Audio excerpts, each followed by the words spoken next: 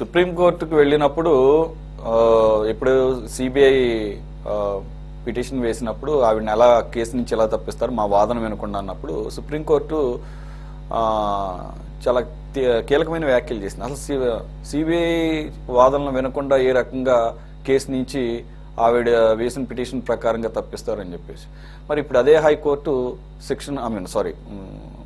ఎంక్వైరీని face చేయాలని చెప్పేసి చెప్పడం, ఓఎంసీది వ్యవహారం తెలియదేం కాదు. సో మరి అదే ఆఫీసర్ జగన్మోహన్ రెడ్డి గారు ఏరుకోరి తెచ్చుకున్నారు తెలంగాణ నుంచి, ఇది 1924 మధ్యలో కూడా. So what is sir?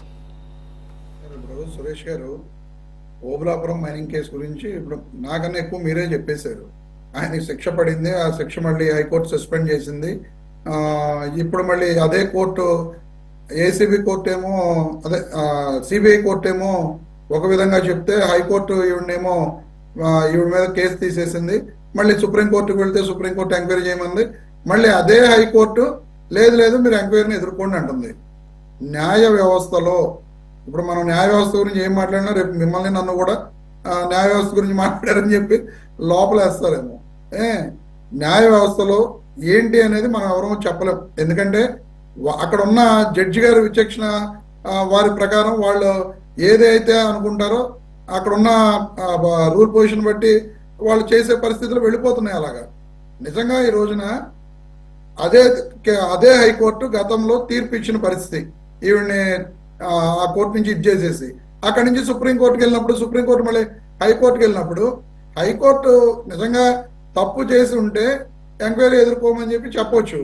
కానీ సుప్రీంకోర్టు ఇచ్చిన దాని మీద మళ్ళీ కుదరదు, దీన్ని ఎంక్వైరీ చేయండి అని చెప్పడం అంటే పాత జడ్జి గారు ఇచ్చిన తీర్పు తప్ప అనేది ఎవరు దాని మీద మళ్ళీ సమాధానం చెప్పరు. అంటే ఇప్పుడు ఆ జడ్జి గారు ఆ రోజు ఇచ్చిన తీర్పు ఇచ్చిన జడ్జి గారు ఇక్కడ ఉండరు, ఇప్పుడు మళ్ళీ కొత్త జడ్జి గారు ఉంటారు. ఆ జడ్జి గారు ఇచ్చింది తప్ప ఈ జడ్జి గారు ఇచ్చింది తప్ప ఎవరో చెప్పగలరు దీని మీద? సో న్యాయ వ్యవస్థ గురించి మనం ఎవరూ కూడా కామెంట్ చేయకూడదు కాబట్టి ఎవరూ దీని మీద మాట్లాడే పరిస్థితులు లేవు. ఈ రోజున అన్న చెప్తున్నాడు, కిరణ్ అన్న, మళ్ళీ జగన్మోహన్ రెడ్డి గారు, శ్రీలక్ష్మి గారు వీళ్ళందరూ కూడా ఇలా పిహెచ్డీలు చేశారు అని చెప్పి.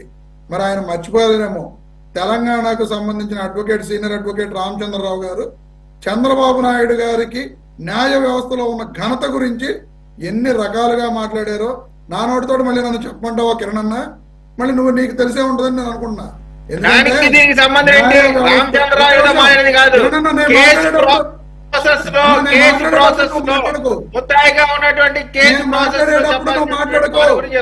నేను మాట్లాడేటప్పుడు నువ్వు మాట్లాడక అయిపోయిన తర్వాత నువ్వు మాట్లాడు. ఆ రోజున అడ్వకేట్ రామచంద్రరావు గారు క్లియర్ గా చెప్పడం జరిగింది, చంద్రబాబు అన్న నేను మాట్లాడలేదన్నా, నువ్వు మాట్లాడేటప్పుడు నేను విన్నానన్నా, నువ్వు మాట్లాడేటప్పుడు నేను విన్నానన్నా, నువ్వు మాట్లాడేటప్పుడు నేను విన్నానన్నా. అడ్వకేట్ రామచంద్రరావు సీనియర్ అడ్వకేట్, మళ్ళీ ఆయన క్లియర్ గా చెప్పడం జరిగింది, న్యాయ వ్యవస్థలో చంద్రబాబు నాయుడు గారు మనుషులు ప్లాన్ చేస్తున్నారు, ఆయన ఏం కనపట్లేదంట వారం నుంచి. చంద్రబాబు నాయుడు గారు ఈ సంవత్సరంలో ఒక్కసారి కూడా చంద్రబాబు నాయుడు గారు ఈ సంవత్సర కాలంలో ఒక్కసారి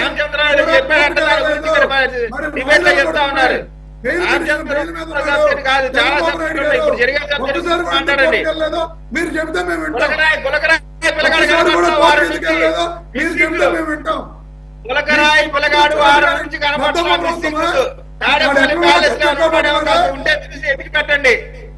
అదే మీ ప్రభుత్వం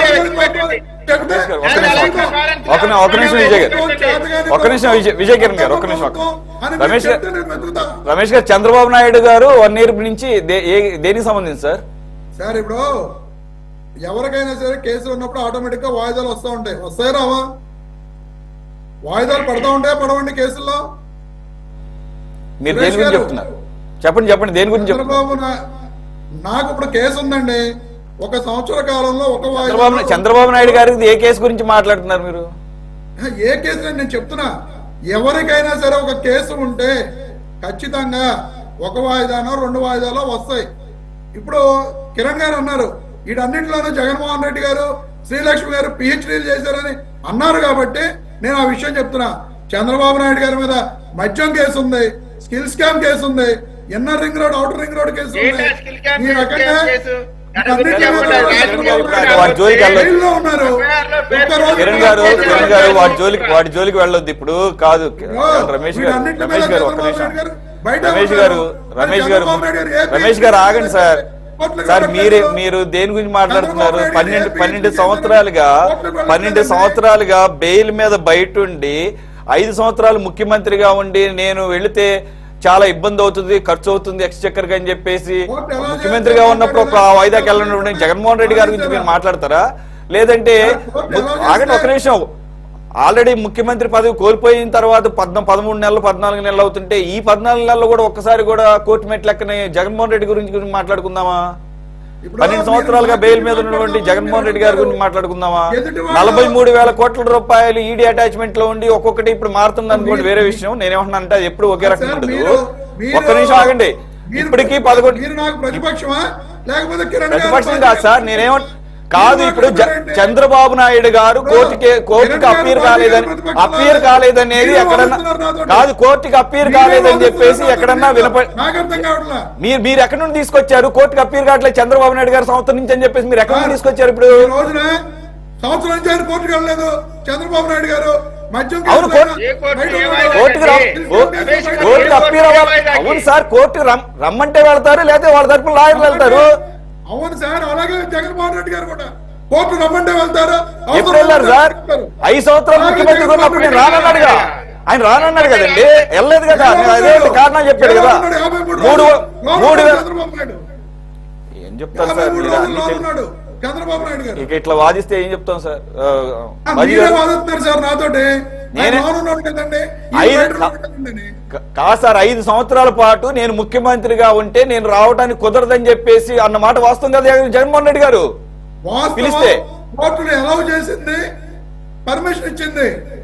కానీ అయినా సరే వీళ్ళు ఇంకా అదే అర్థం కాని విషయం సార్. అదే $1 మిలియన్ క్వశ్చన్.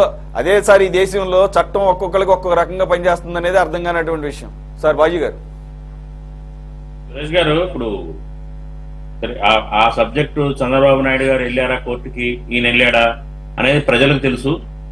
ఈయన ఎన్నిసార్లు వెళ్ళాడో జగన్మోహన్ రెడ్డి గారు కోర్టులకి, ఏమైనా కారణాలు చెప్పారో, 13 ఏళ్ల నుంచి బెయిల్ మీద ఎలా తిరుగుతున్నాడో మనం చెప్పుకోక్కర్లేదు. ఈ ఓబులాపురం మైనింగ్ విషయానికి కనుక వస్తే, ఈ శ్రీలక్ష్మి గారు మీరు చెప్పినట్లుగా క్యాప్టివ్ మైనింగ్ అనే వార్డుని స్కిప్ చేయటం, ఇచ్చి ఫైనల్ ఆర్డర్ ఇవ్వటమే కాకుండా ఆవిడ మంత్రి కన్సర్న్ మంత్రి పర్మిషన్ తీసుకోకుండా కేంద్రానికి ఈవిడ 2-3 తడవలు లేఖలు రాసింది, డివేట్ చేసింది. ఆవిడ జాయిన్ అయిన వెంటనే ఈవిడ పనిచేసిందండి.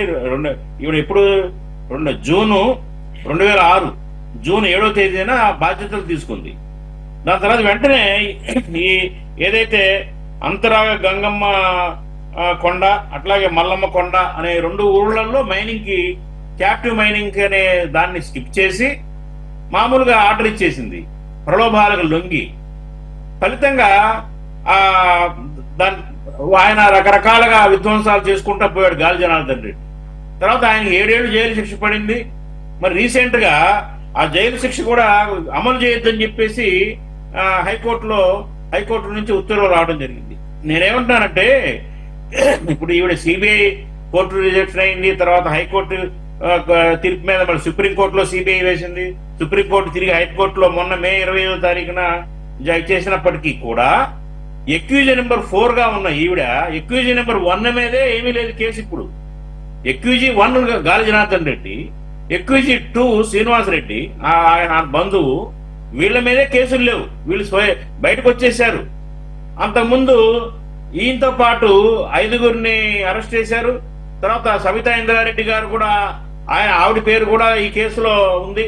వాళ్ళని కూడా నిర్దేశులుగా వదిలేశారు అప్పుడే.